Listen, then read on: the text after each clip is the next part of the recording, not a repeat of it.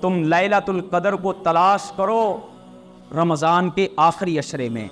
آپ خود بھی ساری رات جاگا کرتے اور اپنے اہل والوں کو بھی جگا کر کے ساری رات عبادت کروایا کرتے۔ اللہ کے نبی جتنی رمضان کے آخری عشرے میں محنت کرتے، کسی میں اتنی محنت نہیں کیا کرتے تھے۔ اگر کوئی انسان ایک رات کا اعتکاف کرنا چاہے تو وہ بھی کر سکتا ہے۔ رسول اللہ صلی اللہ علیہ وسلم فرماتے ہیں ایسے خوش نصیبوں کو اللہ رب العالمین جس دن کوئی سایہ نہیں ہوگا اس دن اپنے سائے میں سے سایہ عطا فرمائیں گے۔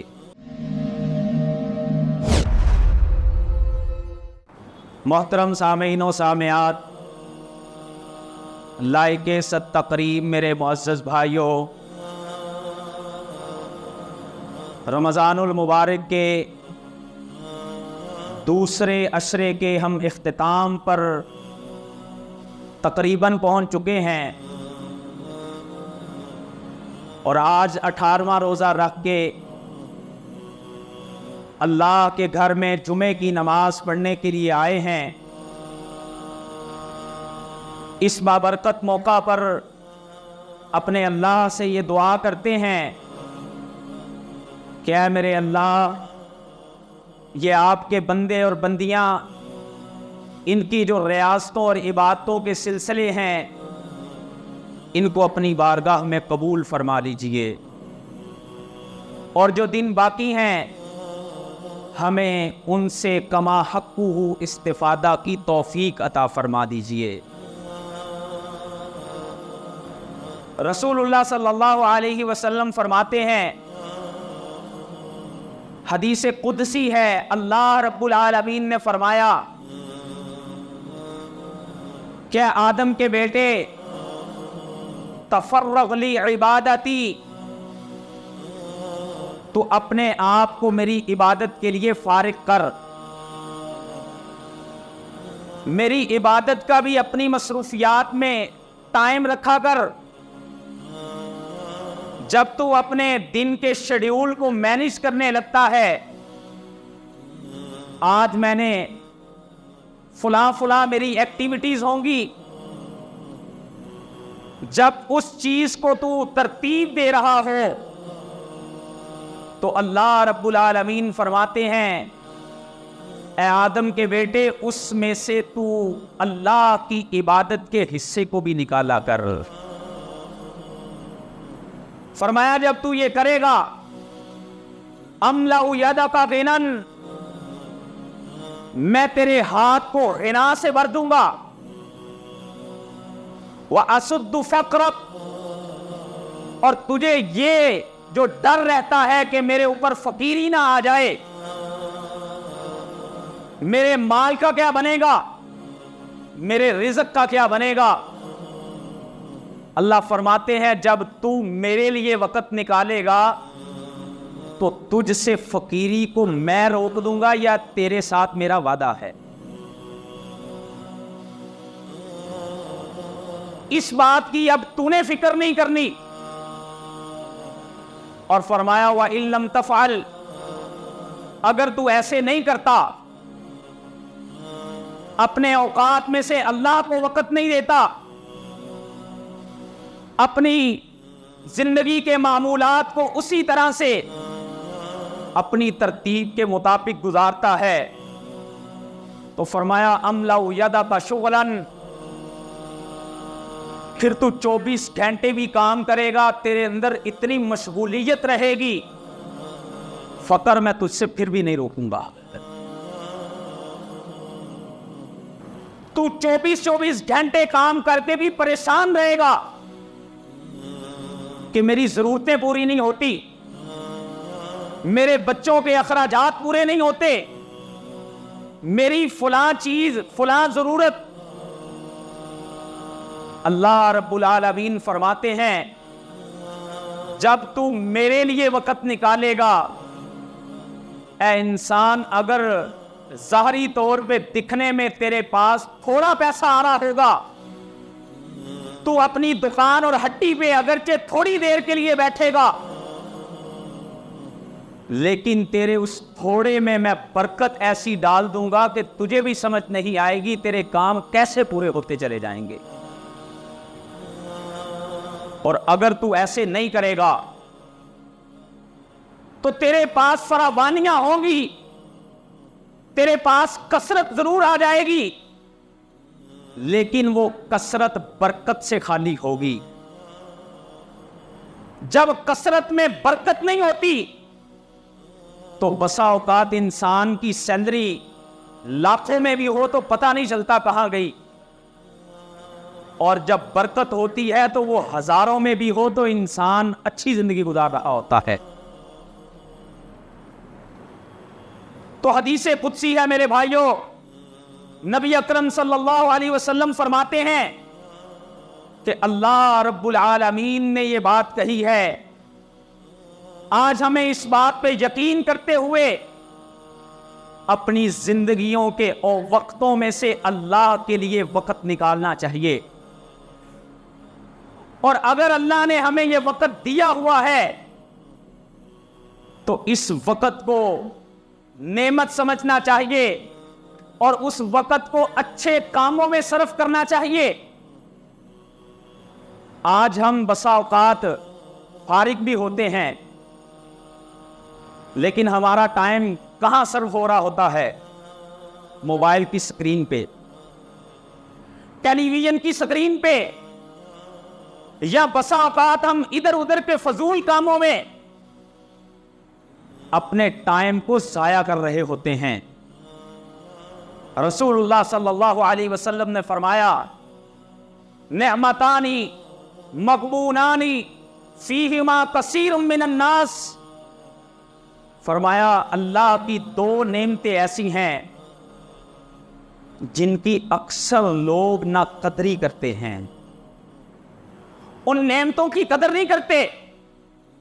पूछा गया अल्लाह के नबी सल्लल्लाहु अलैहि वसल्लम वो कौन सी नेमतें हैं? फरमाया पहली नेमत अस्सहतु, अल्लाह की तरफ से तंदुरुस्ती और सेहत का मिलना है।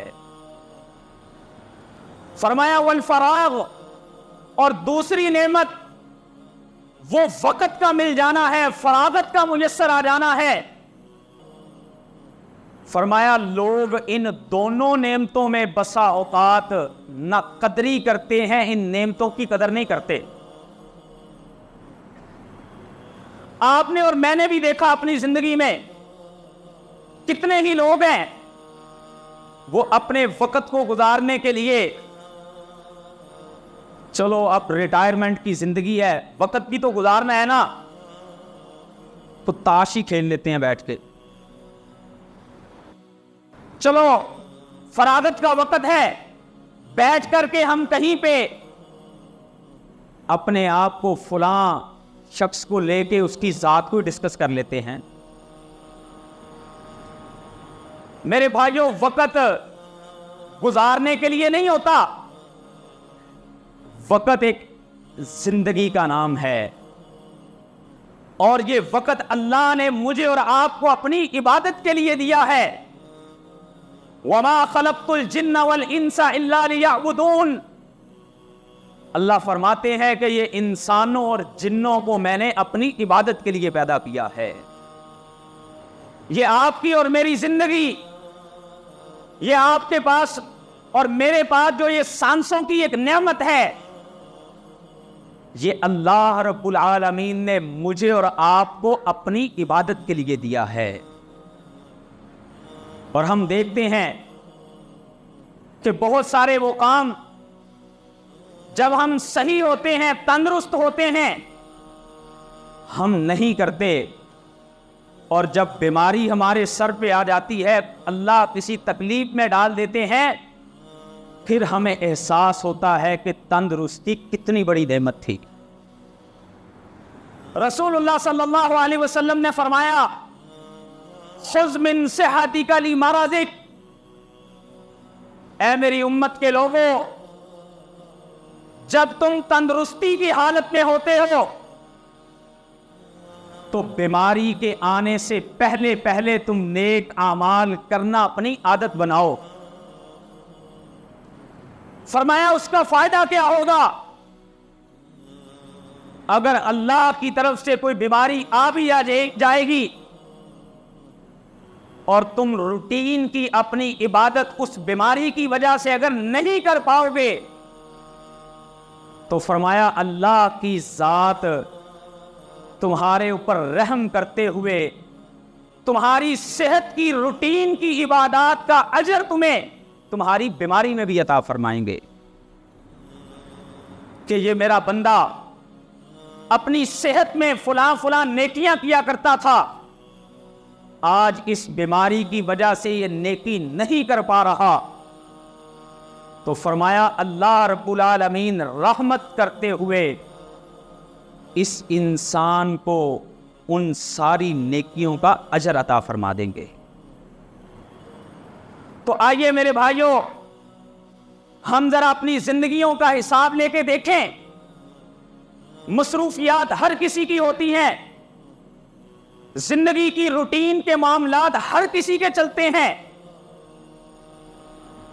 کیا میری زندگی میں یہ احساس موجود ہے کہ یہ میری زندگی، یہ میرا وقت، یہ میرا اپنا نہیں، اللہ کا دیا ہوا ہے، اس میں سے میں نے اللہ کے لیے بھی وقت نکالنا ہے؟ اور اس کے لیے ابھی جو چند دن آنے والے ہیں، رمضان کا جو آخری عشرہ ہے، اس کو ہم بڑے اچھے طریقے سے یوٹیلائز کر سکتے ہیں اعتکاف کی صورت میں، اپنے معاملات کی ترتیب بہتر کرنے کے لیے، اپنے نفسوں کے تزکیے کے لیے۔ رسول اللہ صلی اللہ علیہ وسلم کی شدید مصروفیات ہوتی تھیں۔ اللہ کے نبی صلی اللہ علیہ وسلم ایک ریاست کے حکمران بھی تھے، لیکن ان ساری مصروفیات کے باوجود نبی اکرم صلی اللہ علیہ وسلم نے اپنی مدنی زندگی میں کبھی بھی اعتکاف نہیں چھوڑا تھا۔ آپ رمضان کے آخری عشرے میں اعتکاف کیا کرتے، بلکہ ایک دفعہ جب پہلی مرتبہ اللہ کے نبی صلی اللہ علیہ وسلم نے اعتکاف کیا تو آپ نے رمضان کے پہلے عشرے کا اعتکاف کیا۔ پہلا عشرہ ختم ہوا، آپ نے صحابہ کو فرمایا، میرے صحابہ، جس کام کے لیے ہم نے اعتکاف کیا تھا وہ رات مجھے اس عشرے میں نہیں ملی، ہم دوسرے عشرے کا بھی اعتکاف کریں گے۔ نبی اکرم صلی اللہ علیہ وسلم نے دوسرے عشرے کا اعتکاف کیا، اور جب دوسرا عشرہ بھی ختم ہو گیا، کچھ صحابہ اپنے خیمے اتار کے گھروں میں بھی چلے گئے۔ آپ نے پھر صحابہ کو کہا کہ میرے صحابہ، مجھے بتایا گیا ہے کہ وہ رات جس کو ہم تلاش کر رہے تھے وہ اس آخری عشرے میں ہے، میں اس کا بھی اعتکاف کروں گا۔ نبی اکرم صلی اللہ علیہ وسلم مسجد میں اعتکاف کرتے۔ روایات میں آتا ہے کہ ایک سال اللہ کے نبی صلی اللہ علیہ وسلم نے اپنا خیمہ لگوایا مسجد میں، تو ساتھ ہی ظہر کی نماز پڑھنے آئے تو دیکھا 2-3 خیمے اور لگے ہوئے ہیں۔ پوچھا یہ کن کے خیمے ہیں؟ بتایا اللہ کے نبی آپ کی ازواج مطہرات میں سے یہ حضرت عائشہ، حضرت حفصہ کے اور حضرت زینب کا خیمہ ہے۔ نبی اکرم صلی اللہ علیہ وسلم نے فرمایا کہ یہ تو لگتا ہے کہ ایک دوسرے کی ضد کی وجہ سے اعتکاف کر رہی ہیں، لہذا میں اس سال اعتکاف نہیں کروں گا۔ آپ نے اپنا خیمہ اتروا دیا، اور پھر شوال کے مہینے میں جا کے آپ نے قضائی دی اس اعتکاف کی۔ گو کہ نفلی عبادات، اعتکاف فرض اگرچہ نہیں ہے، لیکن اللہ کے نبی صلی اللہ علیہ وسلم نفلی عبادتوں کی بھی قضائی دیا کرتے تھے۔ ایک دن اللہ کے نبی صلی اللہ علیہ وسلم عصر کے بعد نماز پڑھ رہے تھے، تو صحابہ نے دیکھا اور آپ نے پوچھا اللہ کے نبی آپ نے ہمیں عصر کے بعد نوافل پڑھنے سے منع کیا ہے؟ فرمایا میرے صحابہ میرے پاس ایک وفد آیا تھا، ظہر کی نماز سے لے کے عصر تک میں ان کے ساتھ مشغول رہا اور میں اپنی نفلی نماز نہیں پڑھ سکا تھا، اس کی قضائی میں اب دے رہا۔ تو اللہ کے نبی صلی اللہ علیہ وسلم نفلی عبادات کی بھی قضائی دیا کرتے تھے، اور جو اللہ کے نبی صلی اللہ علیہ وسلم نے اس کے بعد معمول کا اعتکاف کیا، وہ آپ پورے آخری عشرے کا اعتکاف کیا کرتے تھے۔ حضرت عمر رضی اللہ تعالیٰ عنہ ایک دن اللہ کے نبی کے پاس آئے اور آ کے کہا اللہ کے نبی صلی اللہ علیہ وسلم میں نے اس بات کی نظر مانی تھی زمانہ جاہلیت میں کہ میں ایک رات کا اعتکاف بیت اللہ کے اندر کروں گا۔ آپ نے فرمایا جاؤ عمر، جا کے تم اپنی نیت کو پورا کر کے آؤ اور ایک رات کا اعتکاف کرو جا کے۔ اس حدیث سے یہ مسئلہ بھی اخذ ہوتا ہے اگر کوئی انسان ایک رات کا اعتکاف کرنا چاہے تو وہ بھی کر سکتا ہے، لیکن نبی اکرم صلی اللہ علیہ وسلم کے اعتکاف کی منشا جو ہوا کرتی تھی وہ لیلۃ القدر کو تلاش کرنا ہوتا تھا۔ روایات میں آتا ہے رسول اللہ صلی اللہ علیہ وسلم نے فرمایا التمسوها فی عشر الاواخر، اے میرے صحابہ تم لیلۃ القدر کو تلاش کرو رمضان کے آخری عشرے میں۔ رسول اللہ صلی اللہ علیہ وسلم کا اپنا معمول کیا ہوتا تھا؟ اذا دخل العشر، جب آپ آخری عشرے میں داخل ہو جاتے، احیا لیلہ وایقظ اہلہ، آپ خود بھی ساری رات جاگا کرتے، ساری رات عبادت کیا کرتے، وایقظ اہلہ، اور اپنے اہل والوں کو بھی جگا کر کے ساری رات عبادت کروایا کرتے، وشد مئزرہ، اور اللہ کے نبی آخری عشرے میں بالخصوص اپنی کمر کو مضبوط کر لیا کرتے اور خوب اللہ کی باتیں کیا کرتے۔ صحابہ فرماتے ہیں ہم دیکھتے کہ کان رسول اللہ صلی اللہ علیہ وسلم یجتہد فی عشر الاواخر ما لا یجتہد فی غیرہ، اللہ کے نبی جتنی رمضان کے آخری عشرے میں محنت کرتے کسی میں اتنی محنت نہیں کیا کرتے تھے۔ تو میرے بھائیوں آج ہمیں بھی یہ ابھی چند دن کے بعد جو آنے والے دن ہیں ان میں رسول اللہ صلی اللہ علیہ وسلم کی سنت کو اپناتے ہوئے احیا لیلہ، راتوں کو اللہ کی عبادت کرنی چاہیے۔ اور رات جو ہے یہ مغرب سے شروع ہو جاتی ہے۔ ہمارے ہاں عموماً جو لوگ طاق راتوں کی بھی عبادت کرتے ہیں ان کے ہاں کانسیپٹ یہی پایا جاتا ہے کہ عشاء کے وقت سے، عشاء کی نماز کے وقت جائیں گے تو ہمارے معمولات شروع ہوں گے، اور پھر اس میں بھی ہمارے ہاں تو ایک لمبے چوڑے سسٹم ہوتے ہیں۔ مقصود کیا ہوتا ہے کہ ہم رات جاگ رہے ہیں۔ بھائیو جاگنا مقصود نہیں ہے، مقصود عبادت کرنا ہے۔ اگر آپ ساری رات بیٹھ کے دعوتیں کھاتے رہیں، سموسے پکوڑے کھاتے رہیں اور آپ یہ سمجھیں کہ میں نے عبادت کر دی تو یہ عبادت کا حق نہیں ہے۔ عبادت کا حق کیا ہے کہ میری وہ رات اللہ کا ذکر کرتے ہوئے گزرے، میری وہ رات قرآن کی تلاوت کرتے ہوئے گزرے، میری وہ رات اللہ سے دعائیں کرتے ہوئے گزرے۔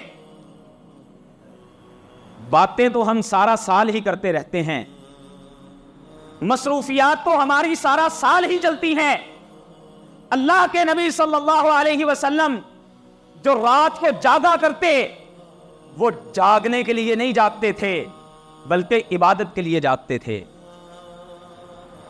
اور پھر وہ لیلۃ القدر، لیلۃ القدر خیر من الف شہر، اللہ نے اس امت کو اگر عمریں کم دی ہیں، پہلی امتوں میں لوگوں کی ہزار ہزار سال عمریں بھی ہوتی تھی، لیکن اللہ نے مجھے اور آپ کو کچھ دن اور راتیں ایسی عطا کر دی ہیں، اگر ہم اپنی زندگی میں ان کو پالیں تو اللہ فرماتے ہیں یہ لیلۃ القدر جو ہے خیر من الف شہر، یہ 1000 مہینے کی عبادت سے بھی زیادہ بہتر ہے، جو تقریباً 83 سال بنتے ہیں. تو بھائیو، زندگی میں کم از کم ایک رمضان ایسا گزاریں کہ جس میں ان راتوں میں جاگے عبادت کے لیے اور جگائیں اپنے اہل کو بھی، اور عمل کریں رسول اللہ صلی اللہ علیہ وسلم کی اس سنت پہ. اور پھر اگر اللہ ہمیں وہ رات عطا فرما دے تو مانگیں اپنے رب سے وہ دعائیں گڑ گڑا کے جو اللہ کے نبی نے بتائی تھی ام المؤمنین حضرت عائشہ رضی اللہ تعالی عنہا کو. اللہم انکا عفو تحب العفو فاعف عنی، اے اللہ میرا بدن تو گناہوں سے لتڑا پڑا ہے، اللہ میرا وجود تو گناہوں سے بھرا پڑا ہے. اللہ آپ کی ذات وہ ہے جو معافیوں کو پسند کرتی ہے. میں آپ کے در پہ آ کے اپنے آپ کو سرنڈر کر کے اللہ جی میں اپنے گناہوں پہ نادم ہو کے اے میرے اللہ میں اپنے آپ کو گرا کے آپ سے معافیاں مانگتا ہوں، مجھے معاف فرما دیجیے. پڑھیے یہ دعائیں کثرت سے. اور پھر رسول اللہ صلی اللہ علیہ وسلم نے جو اعتکاف کی برکتیں ہمیں بتائی ہیں، جو اعتکاف کرنے سے ہمیں برکتیں ملتی ہیں، وہ کیا کمال کی ہیں. اعتکاف کرنے والے کو اپنی زندگی پہ غور و خوض کرنے کا موقع مل جاتا ہے. تنہائیوں میں بیٹھا ہوتا ہے نا، اپنے خیمے میں بیٹھا ہوتا ہے نا، اور خیمہ ہمیں یاد دلوا رہا ہوتا ہے کہ حضرت انسان ایک دن وہ بھی آنے والا ہے، آج تو اکیلا اس زمین کے اوپر ہے، ایک دن وہ بھی آئے گا کہ تو اکیلا ہوگا لیکن ہوگا اس زمین کے نیچے. وہ قبر کی یاد تمہیں خیمہ دلوائے گا جہاں پر بیٹھ کر کے تم اللہ کی عبادت کرنے والے بن جاؤ گے. اور یہی وہ خیمہ ہے جو ہمیں مسجدوں سے محبت سکھاتا ہے. اور جب مسجدوں سے محبت پیدا ہوتی ہے تو رسول اللہ صلی اللہ علیہ وسلم فرماتے ہیں ایسے خوش نصیبوں کو اللہ رب العالمین جس دن کوئی سایہ نہیں ہوگا اس دن اپنے سائے میں سے سایہ عطا فرمائیں گے. رجل قلبہ معلق بالمساجد. اور پھر یہ خیمہ اور یہ اعتکاف آپ کو زہد سکھائے گا. میں اپنی زندگی میں میرے گھر میں میرے بڑے ٹشن ہوتے ہیں، میرا میٹرس ایسا ہونا چاہیے، میرا گدا میرا سہانا یہ اس طرح کا ہونا چاہیے، میرے سونے کے لیے کمرہ اس طرح کا بننا چاہیے.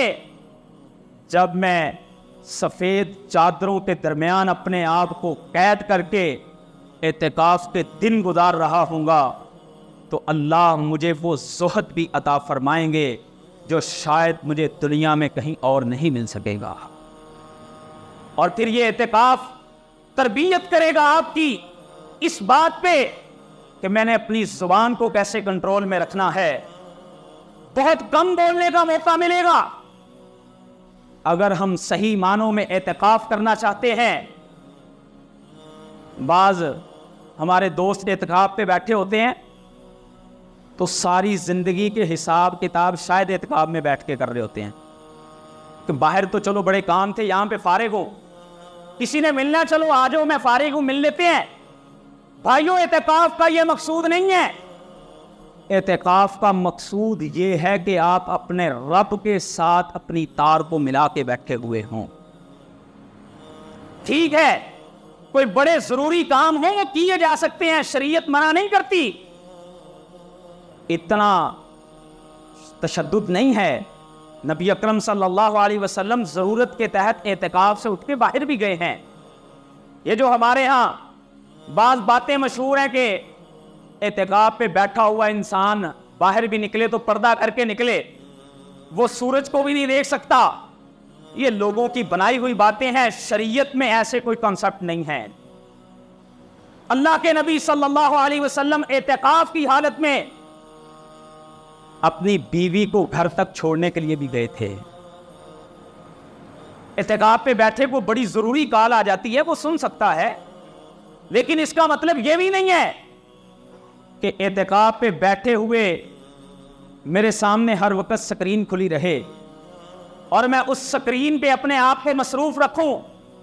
تو بھائیوں, اعتکاف میں ایک بہت بڑا فائدہ, ہمیں زبان کی ترتیب سمجھ آئے گی, زبان بندی سمجھ آئے گی, جس کے متعلق رسول اللہ صلی اللہ علیہ وسلم نے فرمایا کف علیک لسانک, اپنی زبان کو بہت کم استعمال کیا کرو, اکثر اس کو بند کر کے رکھا کرو. رسول اللہ صلی اللہ علیہ وسلم فرماتے ہیں من کان یؤمن باللہ والیوم الآخر, جو اللہ اور یوم آخرت پر ایمان رکھتا ہے اس بندے کو چاہیے فلیقل خیرا, بولے تو خیر کی بات بولے, او یصمت, یا اس کو خاموش رہنا چاہیے. اگر زبان پہ کوئی خیر کی بات نہیں تو اس کو چاہیے کہ یہ خاموشی اختیار کرنے والا ہو, وگرنہ میرے بھائیوں یہی زبان ہوگی جو یہ کردار ادا کرے گی کہ آپ کی اور میری نیکیوں کے تھیلے کے اندر یہ سوراخ کر دے گی. آپ نے فرمایا جانتے ہو مفلس کسے کہا جاتا ہے؟ صحابہ نے کہا جس کے پاس درم و دینار نہ ہو. فرمایا نہیں, اس کو مفلس نہیں کہتے, مفلس وہ ہے جو قیامت کے دن بڑی نیکیاں لے کے آئے گا لیکن فقط قذبہ, اس نے کسی کے اوپر جھوٹا الزام لگایا ہوگا, کسی کو گالی دی ہوگی, کسی کو مارا ہوگا. سارے حق لینے والے آ کے حق لیتے جائیں گے اور اس کے کھاتے میں کوئی نیکی باقی نہیں رہے گی.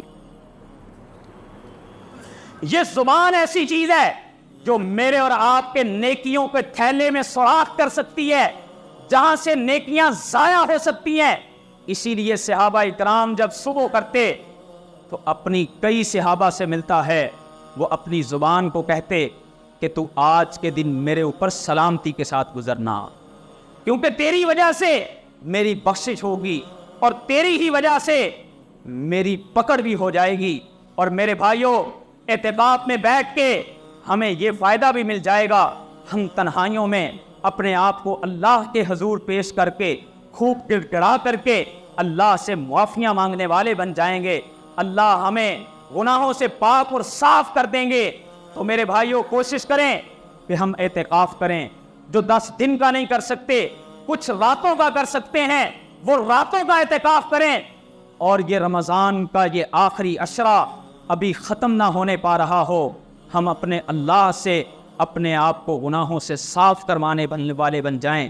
جو رمضان کا مقصود ہے, اللہ مجھے اور آپ کو وہ گھڑیاں عطا فرما دیں جس میں ہم اللہ سے گڑ گڑا کر کے اپنے بدنوں کو, اپنے نفوس کو, اپنے اہل عیال کو, ان کے لیے خوب معافیاں مانگنے والے بن جائیں. اللہ مجھے اور آپ کو عمل کی توفیق عطا فرمائے. وآخر دعوانا الحمدللہ رب العالمین.